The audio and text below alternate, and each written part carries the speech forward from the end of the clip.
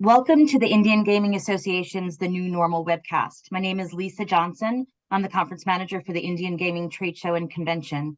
I'd like to share a few housekeeping tips before we get started. Everyone is muted by default except for our speakers. If you have any questions during our presentation, please type them into the question or chat box and they'll be brought up at the end. Now, without further ado, I'd like to introduce Victor Rocha, conference chairman of the Indian Gaming Association. Thank you, Lisa. Good morning, everyone. I'm Victor Rocha. My co-host is Jason Giles.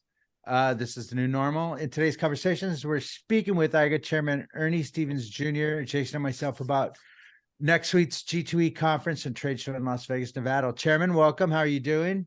Well, I'm doing great this morning. Good to hear. Let me move my screen over. Oh, there he goes. Yeah, you were breaking up, Victor. Yeah, you know, my internet's a little. Uh-oh. That California internet, man. We're Right. out here, and I'm out here in the country here. Well, Chairman, I'll just pick up where he left off. Okay. But we, next week we had a big 2 weeks in DC. The past 2 weeks. This week was, eventful again, but not much we could influence on this side. And now we got Congress just took all their basketballs and went home for another week. He said we'll figure it out later. And it impacted G2E in a sense that some of our federal folks, we lost some of our federal speakers. Brian Newland's not coming anymore, but the fact that the government remained open is a good thing, Chairman. And NIGC will be out there, and they have some really important panels next week, especially on mobile gaming. I don't know that there'll be any more forthcoming or more open than in the past, but I think we're looking at a decent G2E this year. But of course, Monday, Chairman, is we're going to kick it off with something really important with all the female tribal leaders that you're going to host on your panel Monday, early out there, starting it right off early in the week. And I hope folks can join us Monday at 3 p.m. I think it is. And it's the keynote session with Stephanie Bryan, chairwoman of Porch Creek, Melanie Benjamin, CEO of Mille Lacs Band of Ojibwe, and then our friend Fawn Sharp from NCAI. So 3:30, I'm sorry, on Monday. And that's the keynote. And that's really where I think we'll start it off, Chairman. How did we arrive at the women leaders, and it's Indigenous Peoples Day that day, and I think we can really kick that day off and kick G2E off right that week with your panel. Yeah, I think, Jason, that it kind of tags on. Last year, I gave a keynote, on Indigenous Peoples Day. I was either that or go watch the Packers get beat in Europe. So I'm glad that the tribal leadership selected me to do this and made my decision for me, because the Packers got beat. So, but I think what's happening here again, it kind of fits in, because as much as they call it shattering ceilings, it's really not an Indian country. And to what extent women had that kind of a different role, a lesser role, is something that government instilled upon us, because in every one of our culture, traditions, the world we live in, the women have always been equal. I can only speak for the most part from the Iroquois Confederacy, because that exists in a how would you say, it exists from time immemorial. So we've always been a matriarchal society, and that all that means is that the women help make the decisions. The women are equal to the men, and that's common sense where I come from. So I think here what we're really highlighting here is Stephanie is the chair lady, Melanie is the chief executive, Fawn Sharp is the vice chair of her tribe, a former chair lady, but she's the president of the oldest and largest lobby group in Washington, D.C. history. So these women are powerful, not because they're women, but because they have the energy, and because the way that they've grown up in the political world. But hopefully they'll tell you that the barriers that were put in front of them over their career, who knows? We don't really know how they'll respond to that. but that's what we want to find out. But for me, it's easy math for me because I was raised by my grandmas, my mother, and her sisters, my aunties, and my sisters, my daughters. Now my granddaughters are telling me what to do. So I listen good, and so I'm kind of this is easy stuff for me. But one of the most important teachers of my whole life is my wife, Cher Stevens. So this should be a great panel. But again, also, I served on my tribal council back in the 90s. 6 years I served on the council, and it was always 6 women and 3 men, I believe.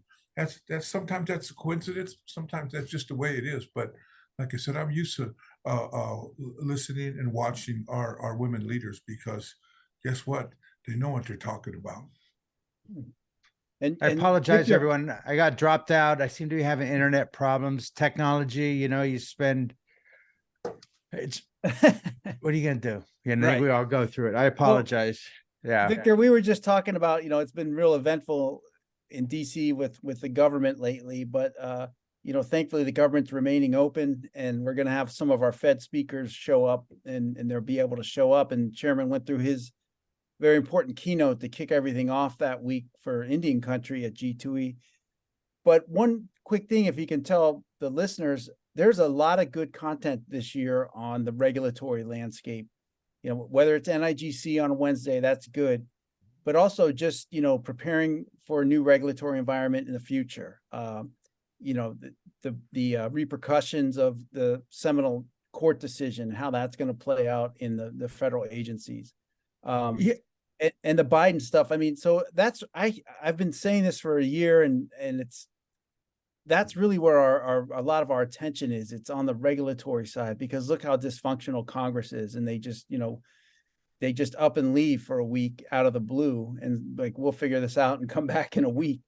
But that's going to set everything back another 2 weeks. So I mean, the chances of like our slot tax being taken up now, the sports wagering tax, any of that kind of stuff, we had a slim hope of attaching on to a future budget resolution.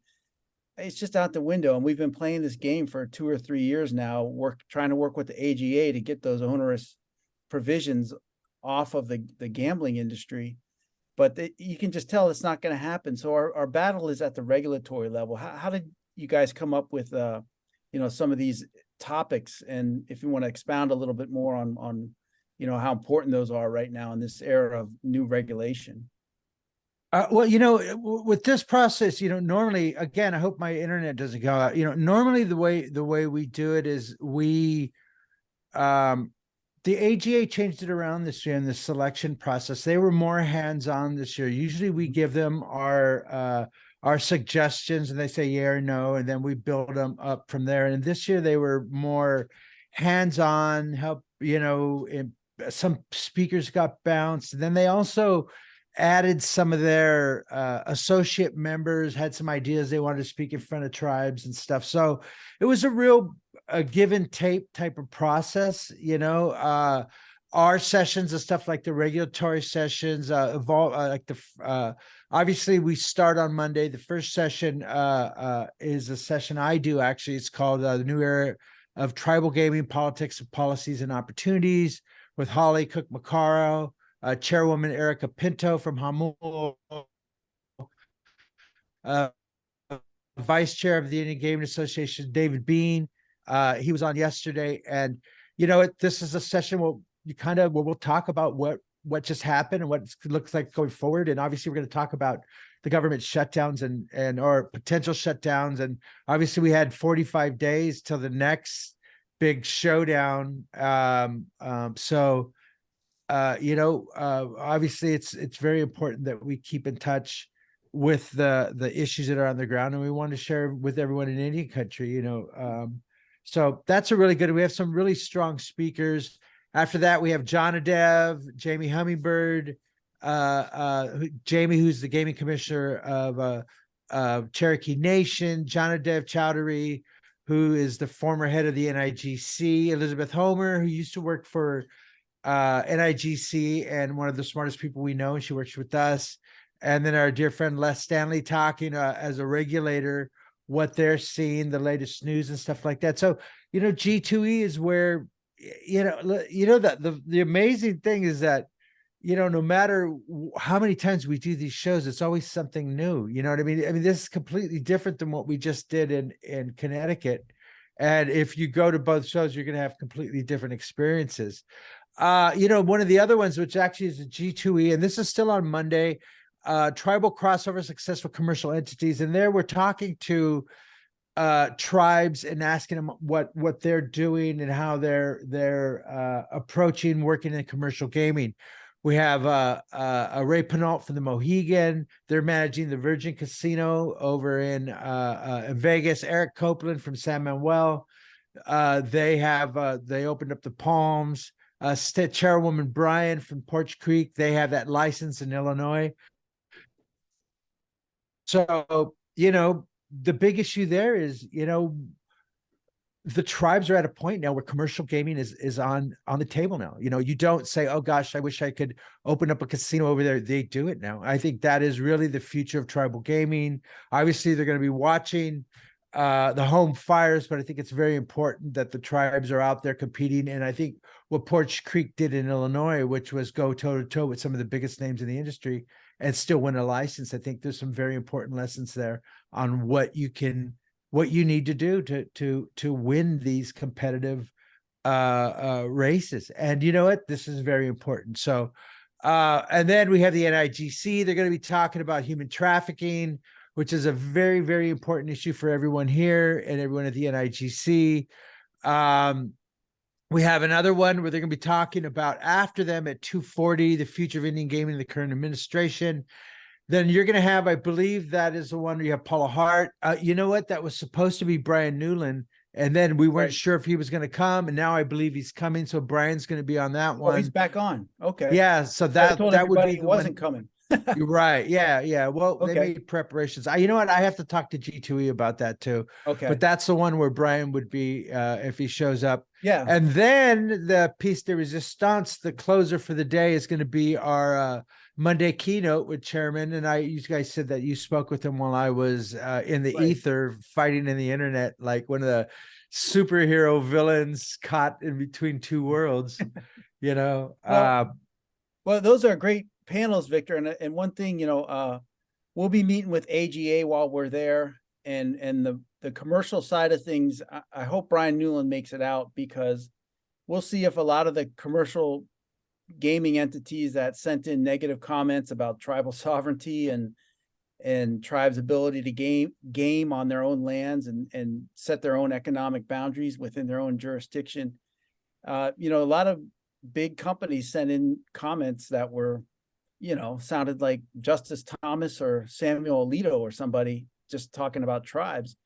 And like you said, we have a panel here that our tribes are partners with some of these folks, and it makes for strange bedfellows indeed. But that stuff has got to be talked about in the open. Chairman will bring it up with AGA, and we're not going to back down from any of that. Yeah, well, you know what? You're absolutely right. Go ahead, Chairman. Go ahead. Oh, I'm saying, I think, we're ready to go with that. This has been my life. We're ready to have a nice intellectual discussion with any of these folks, most of which are professional and polite, and some are ignorant, and some are condescending and like to send in their little subliminal attacks. But those people are a smaller percentage, but we can deal with those because we're above that, and we're smarter than that. But if you take a step back, you look at coming up in November, Native American Heritage Month. Right. This is where we really have to educate the world and tell them who we are. And G2E is one of those opportunities. Even though it's not November, we still have an opportunity to educate the world. And the more we educate, the more generations will come forward and understand tribal sovereignty, understand the good we do, understand that our 300 plus employees, and that number doubles to 700,000 employees. Half of those folks are not Indians, but a part of our Indian gaming family. Those people can do the math.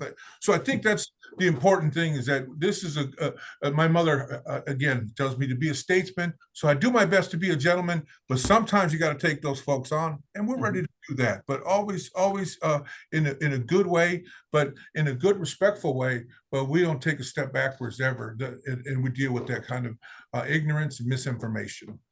And I remember Victor, the I don't time know. I remember the time Chairman stood up and he almost punched some guy in the face because he was being disrespectful at a conference. He stood up and he pointed at him and he's like, "Going, you pointed right to the guy."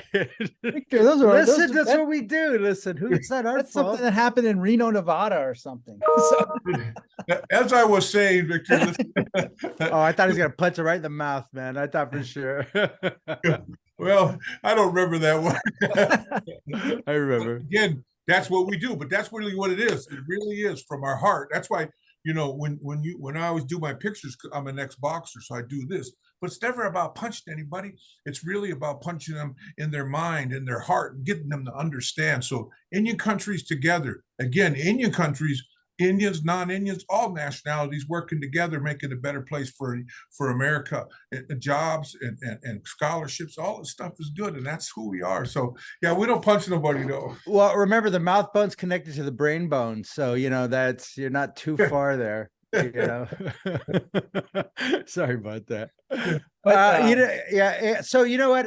One of the sessions that we are doing on Tuesday, if we can go talk real quick, is we have a session called Maximizing Tribal Engagement for Vendors and Suppliers. And basically, this is kind of running with the idea that we did in Connecticut, which is talking about helping people to understand if you're going to do business in Indian country, there's a process. If you haven't learned it already, here's people who are actually very successful in getting through the front door and staying there. And, I feel, these conferences, it's very important that we're helping people to elevate them with their careers. You know what I mean? I think one of the most important things we can do, besides fighting for sovereignty, besides making sure our voices were heard, I think it's very important that we elevate the people who show up and help them with the careers, help them with their jobs. And if you're a vendor, if you're a supplier, this is a really good session for you to go to. Also, I don't know if you guys mentioned, but a chairman sent me an email and it reminded me that all the meetings are in the Titan meeting room, 2301. And then we have a Tribal Gaming's leader reception. And that's going to be at the G2E Networking Lounge booth 5649. When is that again, Chairman? oh, well, and Victor, and that our booth is right next to that. So they want to look for All the booth Indians. 5450. If you just basically look for aisle 54, we're right there next to the main stage. Look for the Indians, okay, but don't Look for the Indians. All right. Look for the Yeah. ponytails. Yeah, don't forget this though, that the Indian gaming industry, many of which are non-Indians, make up 40+% of this conference. So yeah, there'll be a lot of ponytails and a lot of Follow the Indian, ponytail. but there's a whole bunch of folks from the outside world that are part of the Indian gaming family. So it'll be lots of folks, and again, we're very proud of the numbers that we drive to G2E from day one of its existence, and we'll be there full energy, and again, it's near our booth, but this one here for Tuesday 12 to 1:30, we'll be recognizing some tribal leaders and giving some messages and stuff. That's usually the highlight of our gatherings, but obviously I will be at all of these sessions that Victor was talking about in Titan Room 2301, and those will go on every day throughout the conference, and we'll be there. Indian Gaming Association will be there, and we're really looking forward to it. We're encouraging everybody to be careful and be safe there in Vegas. It's a little bit busy, so make sure we hang together and be careful and be safe. But we're really looking forward to it, and I think this is really the energy that drives the industry. We're all working together, and the giant majority of us understand, respect, and appreciate one another. Yeah. And Victor, I'm sure you look at the numbers, the spending in Vegas, it set a record in July, and then it broke the record in August. So consumers are out in force, spending their dollars at casinos. And I think that's why right now is a good time, as Chairman said, to talk to these commercial folks respectfully, because everyone's doing well right now. We don't have the Indian gaming numbers; those are, kept by the tribes and sent to the NIGC, so we don't get a quarterly update or even a monthly update like some of the public companies have to report. but dang, I just can't believe the spend I'm seeing on travel, on entertainment. It's just amazing, and everyone complains about inflation, this and that. But man, until people stop spending money, you're just going to keep getting inflation numbers every month. So right now is the time to talk this out with the commercial folks while everyone seems to be doing relatively well. Yeah, well, you know what? I think if you look who it is, it's the new generation of these gaming guys. You know, FanDuel just announced this week they're going to be adding their online casino to their apps. And so they're making a very aggressive move to capture the future of gaming. It's no surprise to anyone. Now, that's what happened in California with the election, is that the tribes just weren't going to be rolled by these guys. You know what I mean? So, and you're looking at these groups like IGA, which is a trade group that represents a lot of gaming people like Camby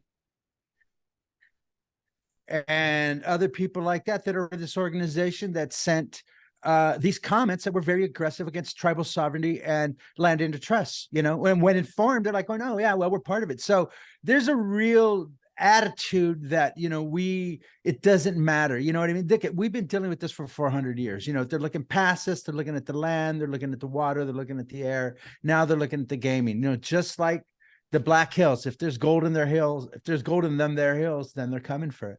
You know, so that's what we're looking at in with online gaming. And this is really about the future of gaming. So that's why the tribes are aggressive. And if we don't be aggressive, you will get rolled.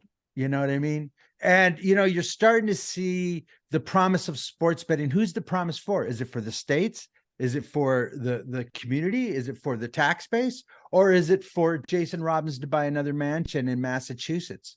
You know what I mean? What is the purpose? So that's what we're fighting with. I think we have to be aggressive, call them out, call them as you see them. I never stop. Oh, by the way, I'm getting an award over at G2E called, this is actually kind of funny. It's called, I apologize, I want to get it right, called the Peter Mead Memorial Award, honoring excellence in gaming, media, and communications. Yeah. So my first thought is obviously, thank you. My second thought is they don't read my Twitter account. They're definitely not watching me on the podcast. So thank you very much, because, you know, it's a really nice, wonderful award from the industry.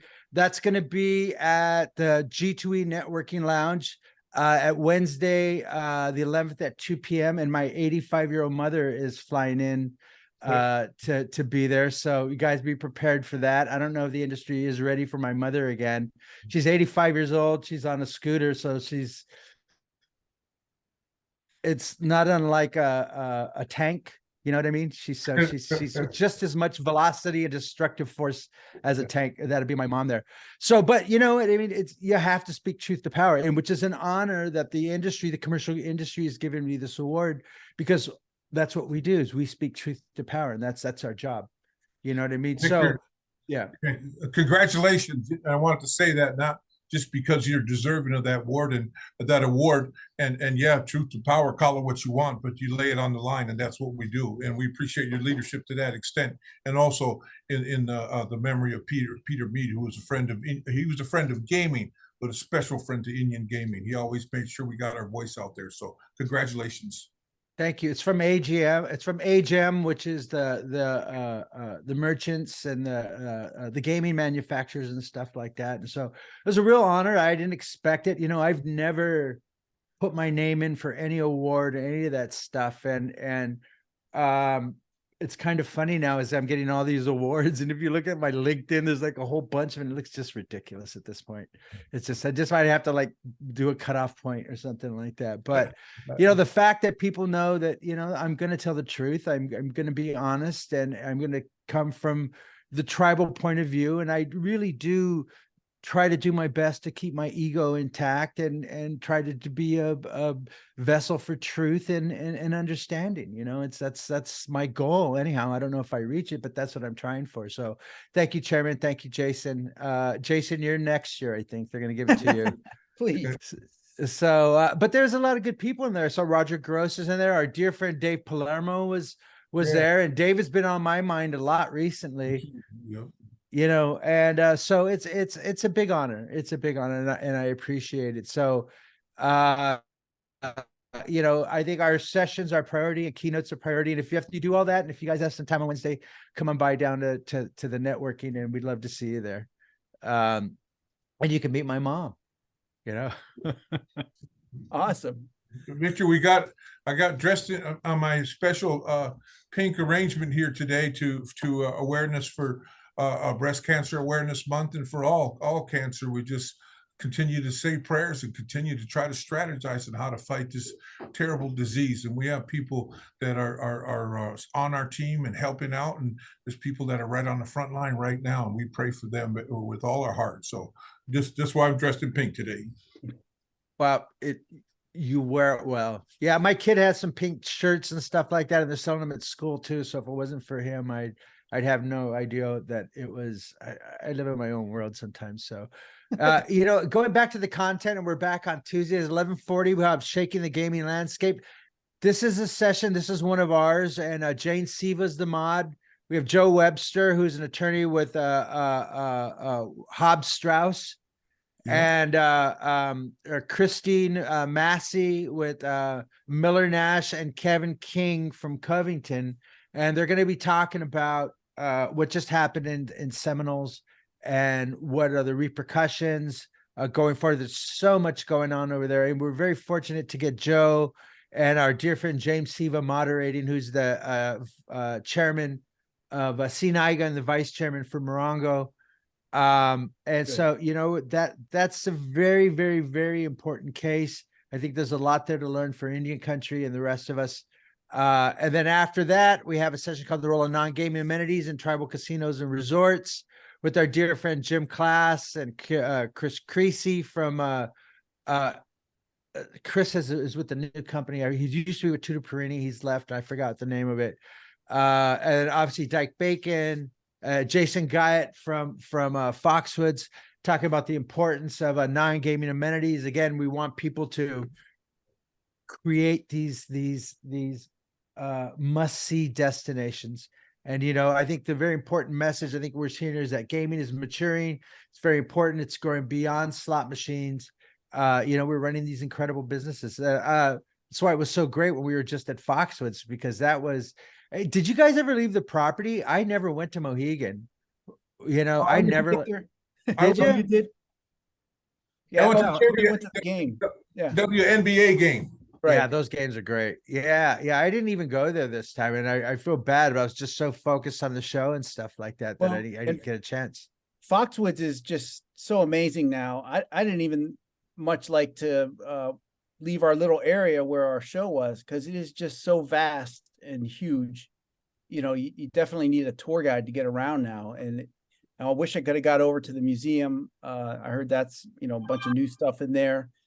And there are amazing things. And you know, Chairman, I think that's what you get when you come to tribal properties for your entertainment. You get that cultural aspect. And I don't know if you know, the tribes that own casinos now on the Strip are going to try to implement some of that, whether it's at the Palms, what formerly the Palms, or what Seminoles are doing with the old MGM Mirage. But you know, it's going to be more and more of that kind of messaging. And you know, as we move, you know, commercial moved into the tribes and helped us out on gaming up and running, and we're kind of returning the favor right now, right, Victor? If you got a distressed property, you know, maybe Porch Creek's interested, you know, to come in and make it run right. You listen, everybody, you know, the fact that the three affiliate tribes have all that land in Las Vegas, and they seem to be buying more. There's a reaction to it, but listen, from the looks of it, there's no better investment right now than land in Las Vegas. You know, that still seems to be growing. They're talking about growing stuff but south of South Point and stuff like that too. So there's always, it's just a matter of time before all gaming reaches that border. You know what I mean? So I think the tribes look at it as the opportunity that it is. If we just talked about the numbers in Las Vegas, and I think with what the Hard Rock is doing at Seminoles, are tearing down the volcano and putting up a giant guitar, and it's going to be the new icon of the Las Vegas Strip, and it's going to be Native American. I mean, you know, how time flies in 25 years since I've been doing this, you know, And it's just amazing, just amazing. You know, we have another session at 3:10 called Developing Tribal Gaming Workforce Training Programs, and that's about sharing the experience of educating, again, your workforce and giving them career opportunities, upward mobility. And I think everybody wants that. You know what I mean? So we've just done an amazing job. I'm so proud. I got San Manuel in there, Casino del Sol, our dear friend Deanna Scott from Raving, Margot Gray's moderating, Tammy Tiger from the director of the Samuel Band of Missions and UNLV Tribal Education Initiative at the William J. Harrah College of Hospitality.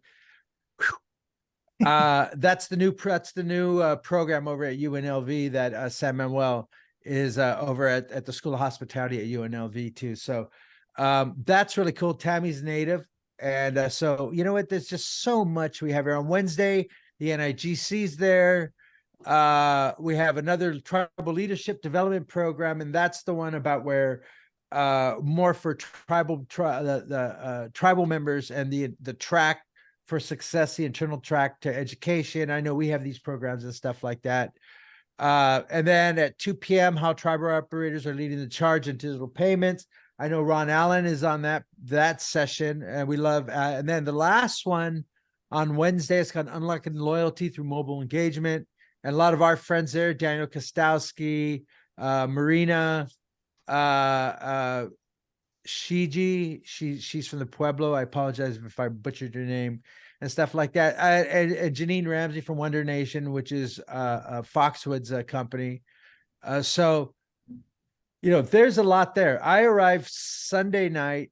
I always arrive too late for party or dinner and stuff like that. And then, you know, we hit the ground running on Monday, and the thing doesn't stop until Thursday. So it's like I said, I think we definitely want to make sure that you guys are watching the keynote on Monday with Chairman. And, you know, that's a great session, Chairman. I know you talked about it earlier, but, you know, the idea of having women leaders talking about their journey, I think is a very important message. And it isn't just, I think it's universal, but I think it's very important that, you know, in this industry, that one thing I think I've told this story before. Once we were doing a session, and I had this gentleman from England was talking about it. He'd been working in a lot of Middle East countries, and he was really surprised. And the concept was tribal, and he was really surprised at all the women in leadership. And he's like, "You have so many women leaders. You know, what do you call them?" And I just said, "Leaders. You know, they're just leaders." So for us, that's just part of who we are. You know, it's not something we have to think twice about. Gosh, we need women on these sessions, or we need women here. It's what we're doing. So for us and by the way, it's Indigenous Peoples Day too. So, and I think that's what makes it extra special too. So, oh, it looks like we have some questions, Jason. Okay. Thank you, Shihei. Thank you, Marina. Thank you. There she is right there. Well, what one last thing on the agenda, Victor, these regulatory issues, and I mentioned it before, I should be specific. The regulatory challenges in the future are on things like digital payment, mobile engagement, you know, the workforce training even, because we're going to need more and more people working at the casinos that can work this technology, that can assist in digital payments and things of that nature. Also combating all the piracy that's going on. You know, MGM got hacked and was held hostage for 2 weeks. And so that kind of stuff is what we need to focus on. And Indian Gaming's always done a good job of being the first out there, you know, tackling issues of the changing environment of gambling. And a lot of times Indian country has changed it, the environment itself, with the ticket in, ticket out. That required a whole new way of regulating gaming. So I'm really interested to see what some of these folks are going to say, because when you look at federal programs, there's not a lot of regulation out there on some of these issues, especially with digital payments. You know, Congress wanted to start to put in a rule that, hey, no, sorry, Bitcoin, you can't just have anonymous people anymore buying Bitcoin. We want to know where the money's coming from. And there was a huge outcry from the tech industry, and those regulations are still on hold. But that kind of stuff needs to be dealt with, and I hope that tribal gaming regulatory agencies are out there thinking about how they want to deal with digital payments, if you will, because that's an anonymous person gambling on your floor. Imagine if like someone was at the blackjack table and you just saw a ghost moving chips around. I heard MGM's talking about a new policy called KYH, Know Your Hacker. You know what I mean? So I think they have stronger regulatory programs like that. I think that's very important. I think we shouldn't just have anonymous hackers. I think we should be, if we're going to be hacked, we might as well know them, right? I mean, listen, I joke about it, but it's just absolutely horrifying. If you look at what happened, there was 2 hacks at the same time. And by the way, they were social hacks. This wasn't people going through. It was somebody calling them up and saying, I'm this person. Can you change my password? And I changed my email. I changed my accent. Can you send me it to? Oh yeah, sure. Go ahead. You know what I mean? So it was. Yeah, they came in through the front door. They came in through the front door, if you will. Yeah. Yes, they did. Yes, they did. So know your hacker. Showed up at your house, and just started taking all your Green Bay stuff out and your hand. Thank you very much. We have a question here. How do I reach out with topic ideas for big shows like this or the one in next April? First of all, you have to be an associate member and you have to be part of our mailing list. And then the call for papers, which is going to be coming up. By the way, the call for papers, which I've been working on for our show, will be going out, I imagine, immediately after G2E. So to be part of that, you have to be an associate member. You have to be part of our organizations. If I don't know you and you're not part of Indian country, it doesn't even get past me. And by the way, it has to get past me too. So, I'm like one of those, I was just watching Harry Potter with my kids. So I'm like that 3-headed dog, So, but my fault. It's all my fault. I created the monster. Hey, listen, it has to be relevant and it has to be important, and you have to have skin in the game. Everybody wants to help the Native Americans. Nobody wants to have skin in the game. You know what I mean? So, for us, it's about working with the people that we know. It's about creating content with the people who have skin in the game, who've been in the trenches with us. That's very, very important to us. So, Gary, I hope that, he said, thank you. And, you're welcome. So it's just about, that's how you have to weed it out, Gary, because, listen, the whole world knocks on our door, especially Victor, with gaming. So, that's why we bring our staff to G2E. They're going to be there and have all that information for joining IGA as an associate member. They're going to be going around talking to current associate members, making sure that we're getting the information we need from them and getting their information out there. And our associate member program is still a work in progress. It's always been, something that we're trying to elevate and get some more benefits for folks that join us. But, everybody, like you said, I wouldn't steal your quote, but, everybody wants to support Indian gaming, but not have skin in the game. And that's where we've struggled a lot with our associate member program. Everybody wants us to get out their latest and greatest product, but, Ernie can't be out there a traveling salesman 365 days a year on these products just because you joined IGA. So there's a balance in there we're always trying to work for. But if you come by our booth, come by the tribal leaders reception on Tuesday at 12, we'll all be there. We'll talk with you. We'll have flyers. We'll have information. So we're always willing to steal your brilliant idea. So don't worry about it. Just bring it. And that's an important thing. That's what Victor's there for.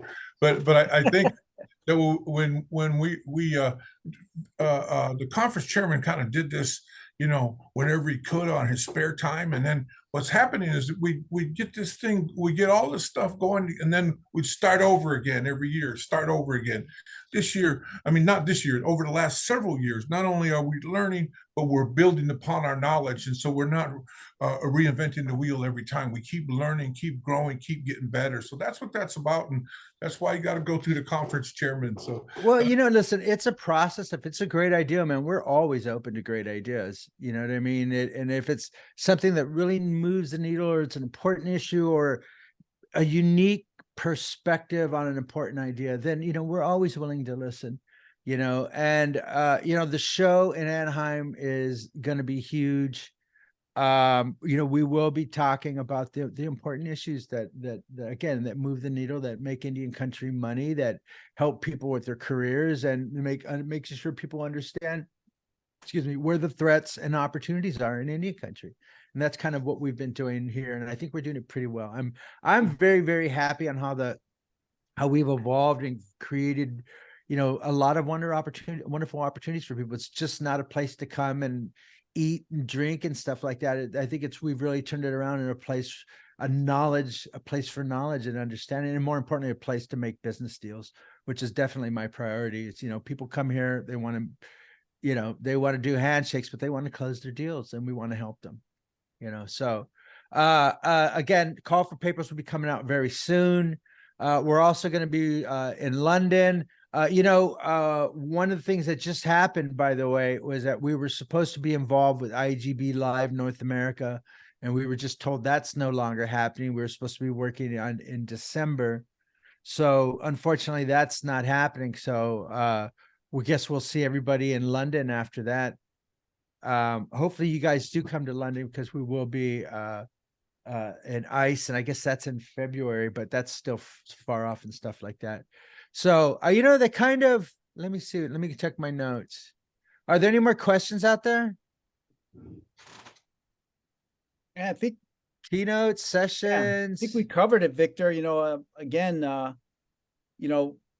we're out there to represent tribal gaming, but more importantly, tribal sovereignty. And like Chairman said, we'll have those discussions with anyone out there. So folks should feel free to come on by, and we can chat them up.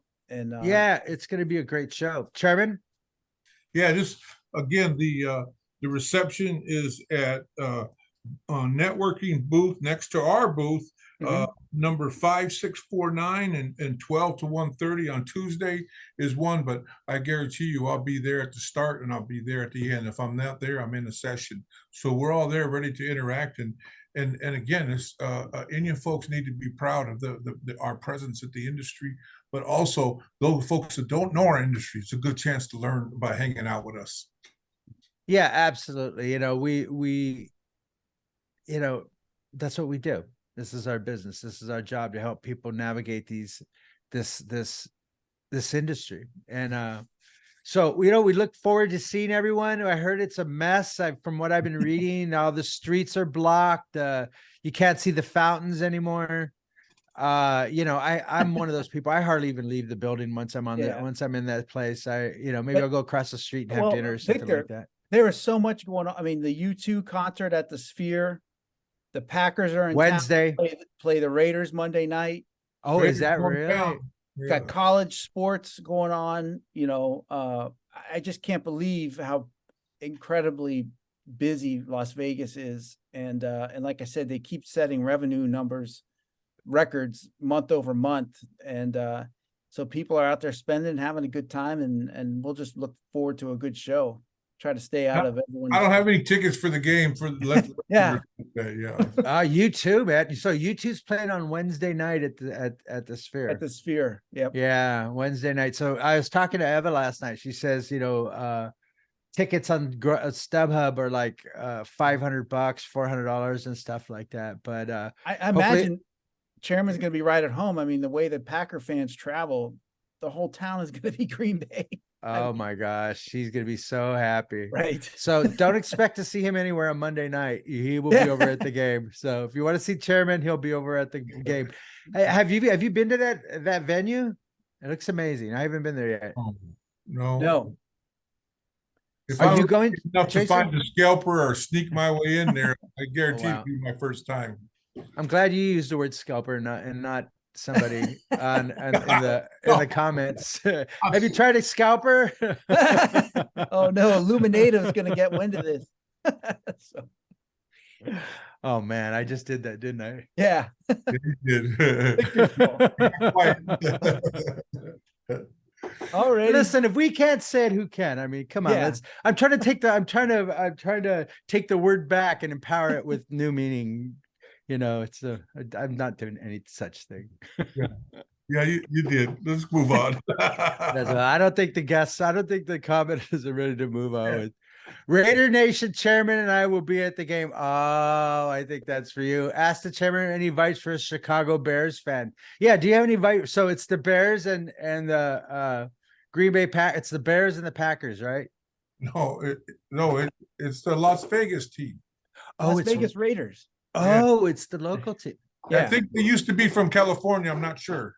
Everybody knows how ignorant I am about sports. I mean, that's really the blind spot in my life. So what about the Raider people now? Are you going to go dressed in Green Bay or it's not like the last football game? Actually, it's not true. I went to was a Raider game when they were in Los Angeles against the Steelers, and they had nothing but cops up and down the aisles because of the Raider fans were so crazy. They were beating people up, so I don't think it's that type of ferocity. Us Packer fans are just hardworking and we just enjoy and have a few and get home early. So, I guess that's why we have 13 world championships. I don't know. Oh, wow. Oh, wow. So there you go, John. There you go. And Buck, I don't think we're going to have Gary Jader says he lives in Hudson, Ernie. So I'm sorry, Buck, but I don't think he has any advice for the Chicago Bears. Right. I think that goes against his grain.